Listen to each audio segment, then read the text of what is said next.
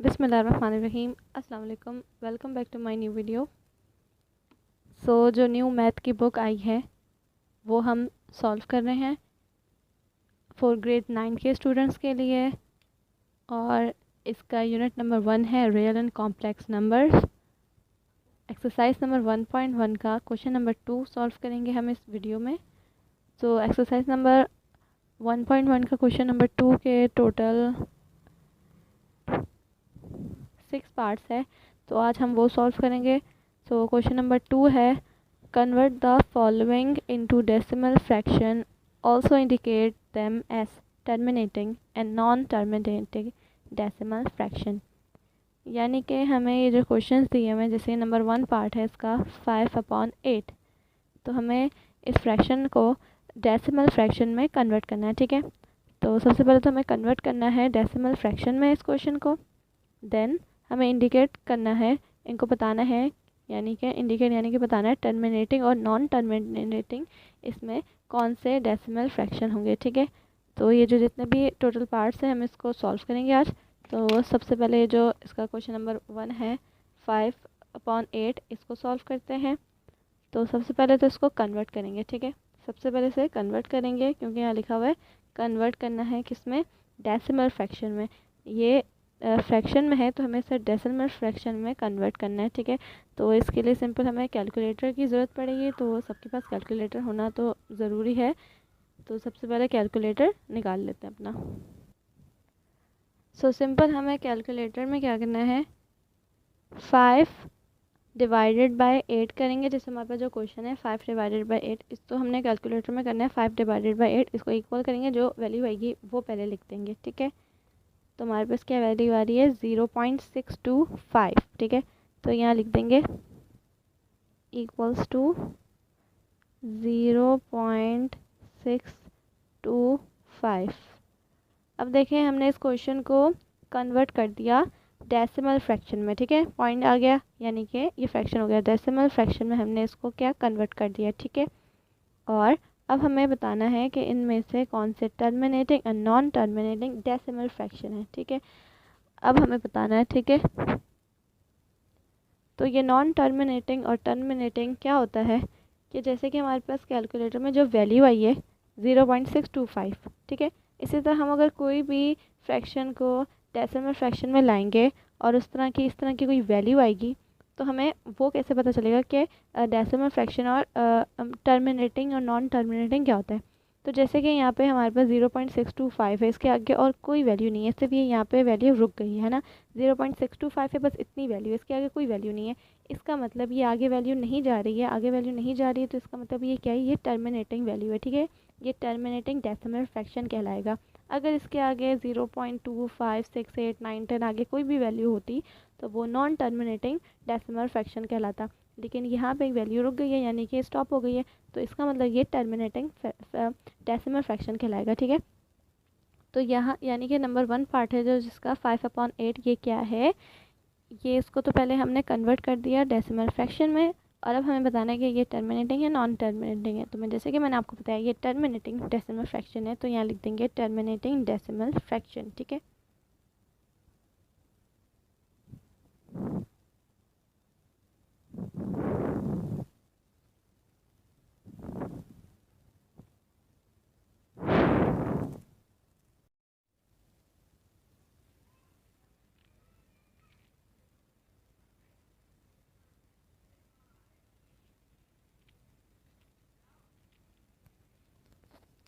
तो यहाँ हमने लिख दिया टर्मिनेटिंग डेसिमल फ्रैक्शन। ठीक है, तो ये क्वेश्चन नंबर 2 का पार्ट 1 सॉल्व कर लिया हमने, अब इसका पार्ट 2 सॉल्व करेंगे। ठीक है, तो इसका पार्ट 2 है 4/18। ठीक है, 4/18 को भी सिंपल हमने पहले कन्वर्ट करना है डेसिमल फ्रैक्शन में, जैसे कि फ्रैक्शन में तो उसे डेसिमल फ्रैक्शन में कन्वर्ट करेंगे, तो यहाँ पे कर देंगे कैलकुलेटर में 4 डिवाइडेड बाई 18, तो ये जो वैल्यू आएगी वो यहाँ लिख देंगे सबसे पहले। ठीक है, तो ये आ रहे 0.222।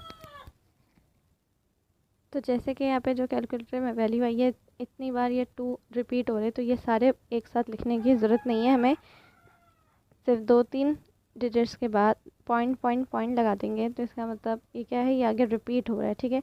तो इसका मतलब ये वैल्यू यहाँ पे चले जा रही है, 2 जितने भी होंगे और ज़्यादा इसके आगे और भी 2 यानी कि चले जा रहे हैं, तो ये अब क्या कहलाएगा, ये नॉन टर्मिनेटिंग डेसिमल फ्रैक्शन कहलाएगा, ठीक है। तो यहाँ पे लिख देंगे नॉन टर्मिनेटिंग डेसिमल फ्रैक्शन।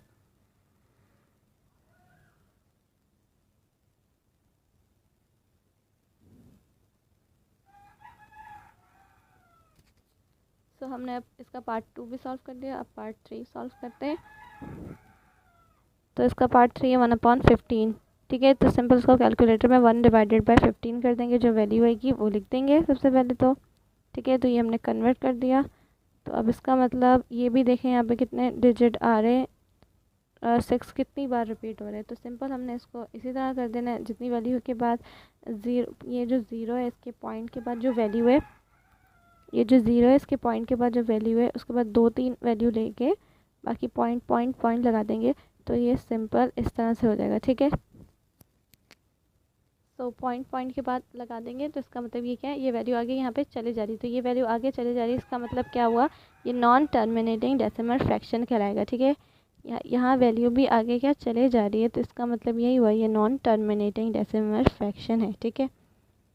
जो वैल्यू एक जगह आ जाए कैलकुलेटर में तो वो टर्मिनेटिंग होती है, और जो वैल्यू चले जाए चलती जाए वो क्या होती है, नॉन टर्मिनेटिंग। जैसे यहाँ पे इतनी सारी डिजिट आ रहे और रिपीट हो रहे एक साथ, तो ये क्या होगा, नॉन टर्मिनेटिंग हो गया, ठीक है।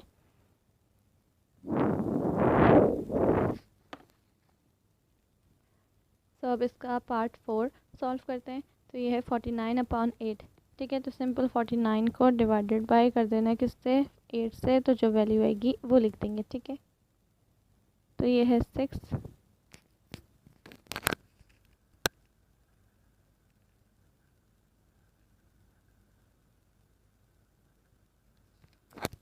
तो ये सिंपल आ रहा है 6.125, ठीक है। तो यहाँ पे सिर्फ 6.125 ओनली, और कुछ भी नहीं है आगे इसकी वैल्यू, तो इसका मतलब ये क्या कहलाएगी, टर्मिनेटिंग डेसिमल फ्रैक्शन, ठीक है। तो यहाँ वो लिख देंगे।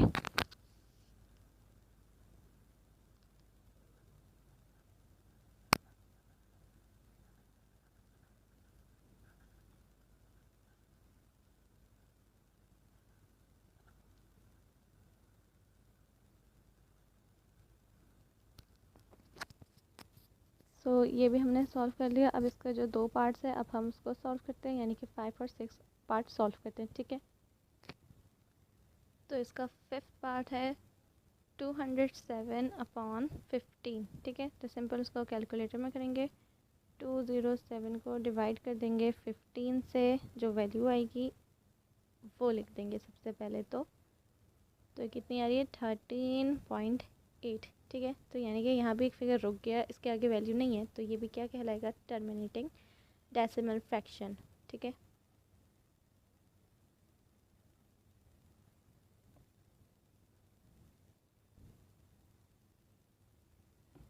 तो हमने ये भी सॉल्व कर लिया 5th इसका पार्ट। अब इसका 6th पार्ट सॉल्व करेंगे। तो इसका 6th है क्वेश्चन 50/76।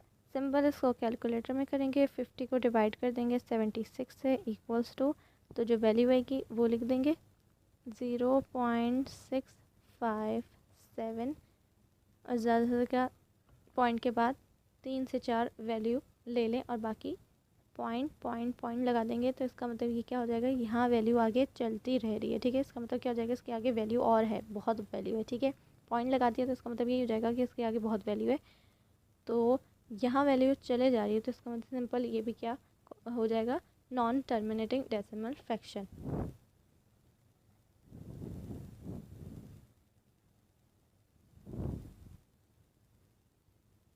सो ये क्वेश्चन हमारे कंप्लीट होते हैं। क्वेश्चन नंबर 2 मैंने आज सॉल्व करवा दिया। इंशाल्लाह मैं आगे अपनी वीडियो में आगे के क्वेश्चन भी इंशाल्लाह बहुत जल्द सॉल्व करवाऊँगी इस बुक के। तो हमारा यहाँ आंसर कंप्लीट होता है। So thanks for watching this video. अल्लाह हाफिज़।